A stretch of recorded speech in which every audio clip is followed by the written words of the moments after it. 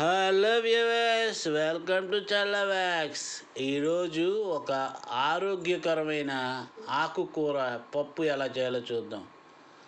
దీన్ని మనం ఆరోగ్య మాత అని కూడా అనొచ్చండి. ఆరోగ్యాన్ని ఇచ్చే మాత అనమాట. అంత గొప్ప ఆకుకూర ఇది. ఏంటనుకుంటున్నారు? మెంతికూర అండి. చూద్దాం ఎలా చేయాలో చూద్దాం. ముందుగా కుక్కర్ తీసుకుని ఒక 125 గ్రాముల కందిపప్పు శుభ్రంగా కడిగి పెట్టుకోండి. అందుట్లో ఒక 4 కట్టల మెంతికూర సన్నగా తరిగి కడిగి వేసేయండి. మొత్తం వేసేసి చింతపండు, ఒక చిన్న నిమ్మకాయ అంత చింతపండు, ఒక పావు చెంచాడు పసుపు వేయండి. వేసి ఒక గ్లాసుడు కందిపప్పు తీసుకున్నాం అనుకోండి, 3 గ్లాసులు నీళ్లు పోయండి. పోసి చక్కగా పొయ్యి మీద పెట్టుకోండి.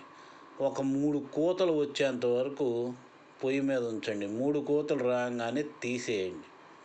తీసేసి పక్కన చల్లారి పెట్టుకోండి. చల్లారిన తర్వాత మూత తీసి పప్పుని ఇలా చక్కగా ఎనుపుకోండి. వీలైనంత గరిటెతో బాగా ఎనుపుకోండి. ఎనుపుకుని పక్కన పెట్టుకోండి. ఇప్పుడు పొయ్యి మీద బాండీ పెట్టుకోండి. పెట్టుకుని దాంట్లోకి ఒక చెంచాడు నూనె వేయండి. వేసి తాలింపు గింజలు ఒక 4 చెంచాలు, అంటే ఒక చెంచాడు పచ్చెనపప్పు, ఒక చెంచాడు చాయమినపప్పు, ఒక చెంచాడు ఆవాలు, ఒక చెంచాడు జీలకర్ర వేసేయండి. ఒక 2 ఎండుమిరపకాయ తుంపులు వేయండి. ఒక 2-3 పచ్చిమిరపకాయలు ఇలా చీలికలుగా చేసి వేసుకోండి. ఒక 2 రెబ్బలు కరివేపాకు చక్కగా కడిగి ఇలా వేసుకోండి. వేసేసుకుని శుభ్రంగా వేగేంత వరకు వేయించుకోండి.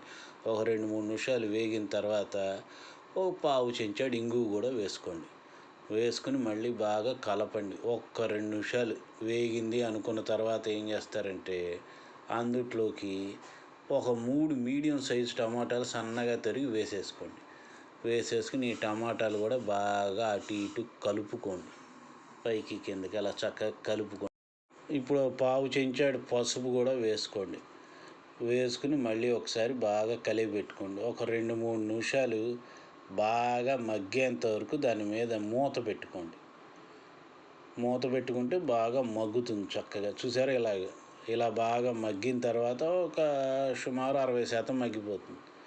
మగ్గిపోయిన తర్వాత ఇప్పుడు దాంట్లోకి కొత్తిమీర తీసి పెట్టుకోండి. కొంచెం కొత్తిమీర చాలు, కొంచెం కొత్తిమీర సన్నగా తరిగి వేసేసుకోండి. వేసేసుకుని కొత్తిమీర కూడా బాగా అందుట్లో కలిసేట్టుగా కలిపి పెట్టుకోండి. కొత్తిమీర కూడా మగ్గుతుంది. ఇప్పుడు ఒక 80% మగ్గిపోయింది. మగ్గిపోయిన తర్వాత మూత పెట్టండి. ఒక్క 2 నిమిషాలు అంతే. మూత తీసి బాగా కలిపి పెట్టండి. ఇప్పుడు 90% మగ్గిపోయింది. చూసారా? అంతా మగ్గిపోయిన తర్వాత ఇప్పుడు మనం ఉడికిచ్చిన పప్పు మిశ్రమం ఉంది కదా, పప్పు, మెంతికూర ఆకు మొత్తం వేసేయండి. వేసేసి బాగా కలిపి పెట్టండి. పైనుంచి కింద, కింద నుంచి పైకి అలాగా బాగా కలిపి పెట్టిన తర్వాత ఇప్పుడు ఏం చేస్తారంటే దానికి సరిపడా ఉప్పు వేసుకోండి. నేను ఒక 1/2 చెంచాడు వేసా. ఒక 1/2 చెంచాడు కారం కూడా వేసుకోండి. వేసుకుని బాగా కలిపి పెట్టండి. మళ్ళీ పైనుంచి కింద, కింద నుంచి పైకి బాగా కలిపెట్టి ఒక్క 2 నిమిషాలు అలా వదిలేయండి. వదిలేస్తే బాగా, చూసారా బాగుందా? ఇలా చక్కగా ఉడుకుతుంది. మెంతికూరని ఆరోగ్య మాత అని ఎందుకన్నానో అర్థమైందా? మెంతికూర గుండెకి కూడా మంచి ఆరోగ్యాన్ని చేకూరుస్తుంది. షుగర్ వ్యాధికి అయితే చాలా మంచిదండి. ఇలా ఒక 2 నిమిషాలు మూత పెట్టి వదిలేయండి. వదిలేస్తే చూసారా చక్కగా పైకి తేలి బాగా మగ్గిపోతుంది. చక్కగా ఉడికిపోయింది. అద్భుతమైన మెంతికూర పప్పు రెడీ. ఆరోగ్య మాత అండి. ఒక్క 15-20 రోజులు మీరు రెగ్యులర్గా తిని చూడండి, ఎంత ఆరోగ్యం వస్తుందో. చాలా మంచిదండి ఆరోగ్యానికి.